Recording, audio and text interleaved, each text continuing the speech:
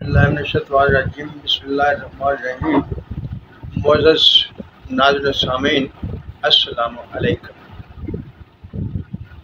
اللہ تعالیٰ ہم سب پر رحمت نازل فرمائے اور ہم اس ذات کی حمد کی توفیق عطا فرمائے، آمین۔ قرآن شریف ایک آئین کی حیثیت رکھتا ہے ماننے والوں کے لیے۔ پہلی بات تو یہ ہے کہ قرآن کلام اللہ ہے، اللہ تعالیٰ کا کلام ہے اور اللہ تعالیٰ نے اسے اپنے علم کے مطابق نازل کیا ہے۔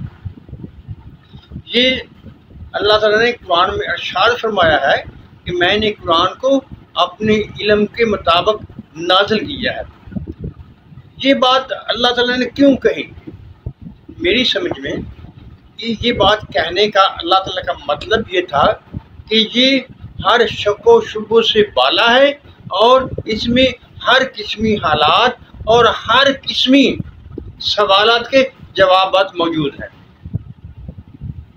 قرآن شریف میں اللہ تعالیٰ نے ارشاد فرمایا ہے کہ میں نے انسانوں میں فَأَلْهَمَهَا فُجُورَهَا وَتَقْوَاهَا ان کو اچھائی اور برائی سمجھا دی ہے۔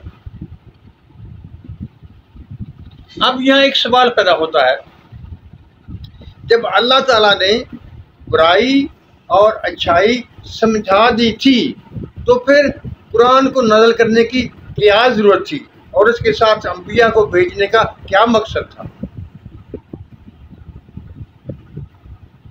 دیکھیے، اللہ تعالیٰ نے جب قرآن نازل کرنا شروع کیا تو اس سے پہلے وہ بہت سی کتابیں اور صحیفے نازل فرما چکا تھا، اور جب بھی کوئی صحیفہ یا کتاب نازل ہوتی تھی تو وہ کسی فرد پر نازل ہوتی تھی اور فرد اس کتاب کو اپنی زبان میں آگے لوگوں تک بیان کرتا تھا۔ جیسا کہ آپ لوگ جانتے ہیں، ہر زبان کی ایک گرامر ہوتی ہے اور اس کے اصول و ضوابط ہوتے ہیں جن کے تحت وہ زبان چلتی ہے، اور نبی کا بھیجنا اس لیے ضروری تھا کہ اس زبان کے قواعد و ضوابط کے ساتھ لوگوں پر یہ بات واضح کر دے کہ ان الفاظ کا کیا مطلب ہے، اللہ تعالیٰ کی منشا کیا ہے، کیونکہ وہ شخص بہتر طریقے سے بیان کر سکتا ہے جس پر کتاب نازل ہو کہ اللہ تعالیٰ کا منشا کیا ہے۔ اب دو چیزیں ہو گئی، ایک تو ہر جان کو فَأَلْهَمَهَا فُجُورَهَا وَتَقْوَاهَا کی بات ہو گئی، یعنی اللہ تعالیٰ نے ہر انسان کو اچھائی اور برائی سمجھا دی۔ دوسرے کتاب بھیج دی اور اس کو سمجھنے والا بھی ساتھ بھیج دیا جس کو نبی یا رسول کہا جاتا ہے۔ انہوں نے اس زبان کے اصولوں کے مطابق ہمیں سب کچھ بتا دیا، اس کی وضاحت کر دی اور اس پر عمل کر کے بھی دکھا دیا۔ آئیے ہم بات کو سمیٹ کر قرآن شریف پر لے آتے ہیں۔ جب حضور اکرم صلی اللہ علیہ وسلم پر قرآن شریف نازل ہوا اور آپ نے اس کی تبلیغ شروع کی تو اس کے ساتھ اس پر عمل کر کے بھی امت کو دکھایا، لیکن یہاں ایک سوال پیدا ہو جاتا ہے کہ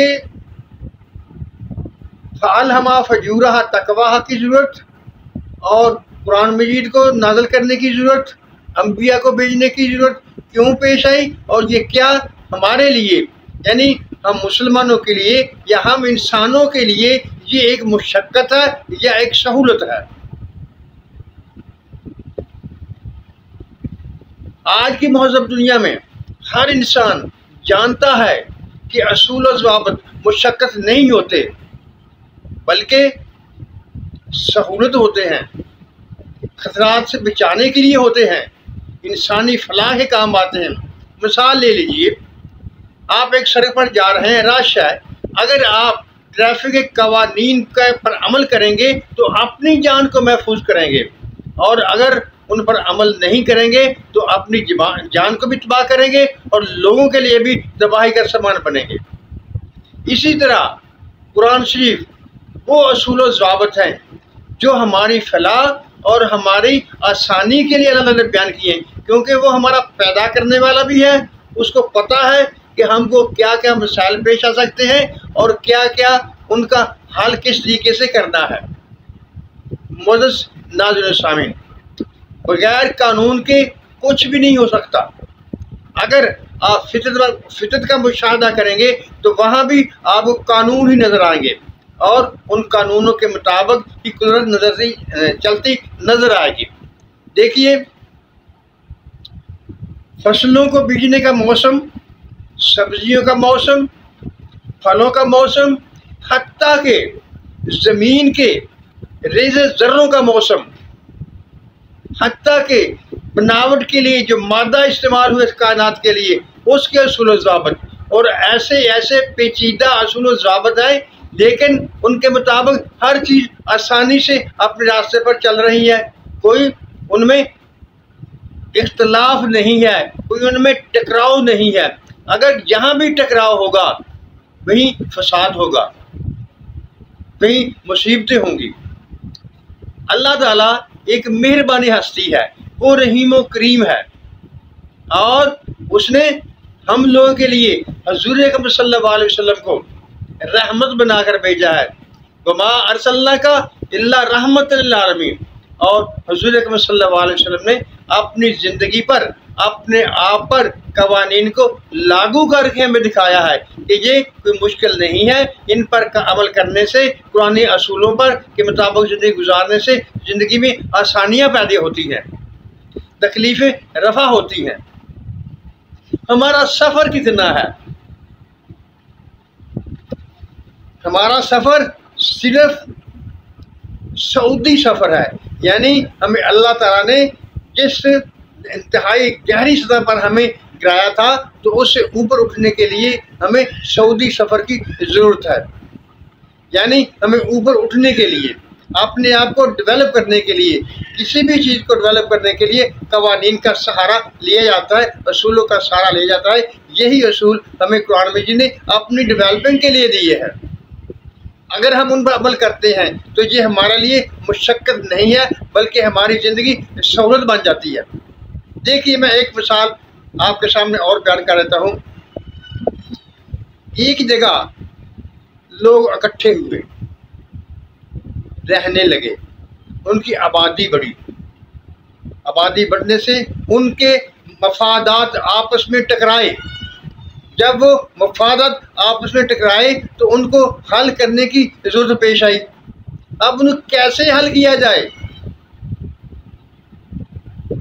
جب یہ ضرورت پڑی کہ ان کو کیسے حل کیا جائے تو پھر ایسے قوانین بنانا پڑیں گے جو سب کے لیے قابل قبول ہوں۔ یہ نہیں کہ وہ قانون ایک طبقے کے لیے ہوں، نہیں، ان سب کے لیے وہ ہونے چاہیے جس پر سب کا اعتماد بھی ہو۔ اور کائنات میں وہ واحد ہستی ہے، تو اللہ تعالیٰ کی ذات ہے جو ہم انسانوں کو، ہم سب لوگوں کو جانتی ہے، ہمارے مفاد کو جانتی ہے، ہمارے لیے اسی نے قانون بنا دیا جو کہ قرآن شریف کی شکل میں ہمارے پاس موجود ہے۔ اور یہ قوانین جیسا کہ دنیاوی قانون سہولت کے لیے ہوتے ہیں، اسی طرح سے یہ قوانین بھی جو قرآن کریم میں اللہ تعالیٰ نے بیان کیے ہیں وہ ہماری دنیاوی اور آخرت کی فلاح و بہبود کے لیے ہے۔ شیطان ہمیں ورگلاتا ہے، ان سے بچو، یہ تم پر سختی ہوگی، تم اسے کر نہیں سکو گے، لیکن نہیں، یہ دھوکہ ہے۔ یہ اصول و ضوابط ہماری فلاح کے لیے ہیں، ہماری ترقی دینے کے لیے ہیں، ہمارے کاموں کو آسان کرنے کے لیے ہیں اور امن قائم رکھنے کے لیے ہیں۔ سب سے بڑی بات یہ ہے کہ اگر ہم قرآن اصولوں پر عمل کریں گے تو ہمارا معاشرہ فلاح کی انتہائی بلندی پر ہوگا اور امن و سکون کا گہوارہ ہوگا۔ اس لیے ثابت یہ ہوا کہ قرآن شریف ہمارے لیے سہولت ہے، مشقت نہیں ہے۔ معزز ناظرین سامعین، اللہ تعالیٰ ہم پر اپنی رحمت کی بارش کرے، ہمیں سچ بولنے، سچ سننے اور سچ پر قائم رہنے کی توفیق عطا فرمائے۔ آمین۔ اللہ حافظ۔